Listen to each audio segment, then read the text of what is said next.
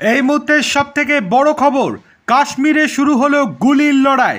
এবার সেনাবাহিনীরা মাঠে নেমে পড়লেন মোদিজির নির্দেশের পরেই। কি হয়েছে চলুন বিস্তারিত জেনে নেওয়া যাক।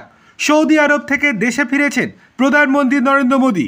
জম্মু কাশ্মীরের পেহেলগাঁওয়ে সন্ত্রাসবাদী হামলায় 28 জন নিহত হওয়ার জেরে প্রধানমন্ত্রী মোদী তার সৌদি আরব সফর সংক্ষিপ্ত করে ভারতের উদ্দেশ্যে রওনা দেন। এরপর বিমানবন্দরে পৌঁছে তিনি আর যাননি। বিমানবন্দরেই তিনি একটি উচ্চ পর্যায়ের বৈঠক করেছেন। বৈঠকে বিদেশমন্ত্রী জয়শঙ্কর, জাতীয় নিরাপত্তা উপদেষ্টা অজিত ডোভাল, বিদেশ সচিব বিক্রম মিস্ত্রি এবং আরও কিছু কর্মকর্তা উপস্থিত ছিলেন।